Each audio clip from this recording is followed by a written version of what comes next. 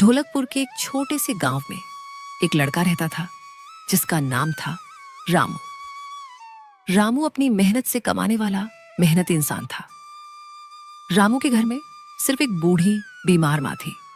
पूरे घर की जिम्मेदारी सिर्फ रामू के कंधों पर थी।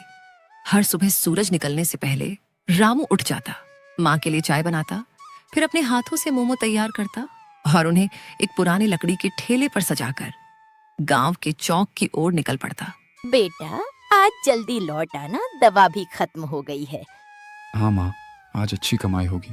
आपकी दवा भी लाऊंगा और राशन भी। रामू मुस्कुराकर चला गया, लेकिन उसके दिल में चिंता साफ दिखाई दे रही थी। पूरा दिन बीत गया, कुछ ही ग्राहक आए, कुछ लोगों ने उधार मांगा, कुछ बिना खरीदे ही चले गए।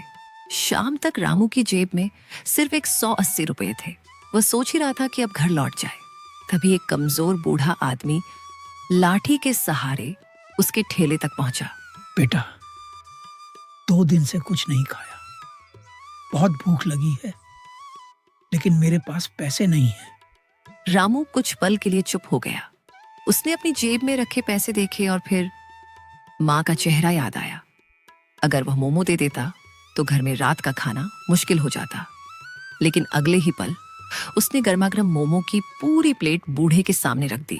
बाबा, पहले खाना खाइए, पैसे की चिंता मत कीजिए। बूढ़े की आंखों से आंसू बह निकले। बेटा, भगवान तुम्हारा भला करे। बूढ़ा खाना खाकर चला गया और रामू खाली ठेला लेकर घर लौट आया।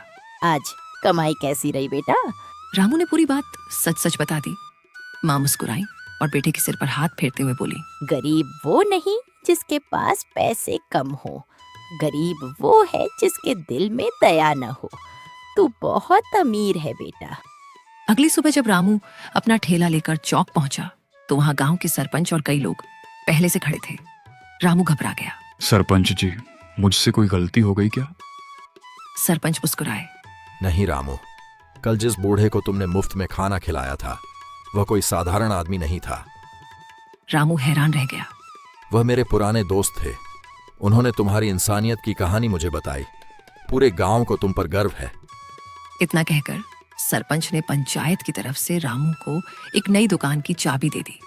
आज से यह दुकान तुम्हारी है। मेहनत और ईमानदारी का यही इनाम है। रामू की आंखों से आंसू निकल पड़े। मैंने तो सिर्फ एक भूखे इंसान को खाना खिलाया था। यही तो सबसे बड़ा काम किया है तुमने। कुछ महीनों बाद रामू की छोटी सी दुकान पूरे इलाके में मशहूर हो गई। लोग दूर दूर से उसके मोमो खाने आने लगे। उसकी माँ का इलाज अच्छे अस्पताल में हुआ और वह धीरे धीरे ठीक होने लगी। लेकिन रामू आज भी अपनी दुकान के बाहर एक तख्ती लगाए रखता था। अगर कोई भूखा है और उसके पास पैसे नहीं है तो उसे यहाँ मुफ्त में खाना मिलेगा। हर रविवार वह गांव के गरीब बच्चों को अपने हाथों से मोमो खिलाता था। लोग उसे अब सिर्फ एक दुकानदार नहीं बल्कि गांव का सबसे नेकदिल इंसान कहते थे। जिंदगी में पैसा कमाना बड़ी बात नहीं है, बड़ी बात है इंसानियत कमाना। रामू ने अपनी गरीबी में भी दूसरों की मदद की, इसलिए भगवान ने उसकी किस्मत बदल दी। याद रखिए, भूखे को खाना खिलाने वाला कभी गरीब नहीं रहता। उसके अच्छे कर्म ही उसकी सबसे बड़ी दौलत बन जाते हैं।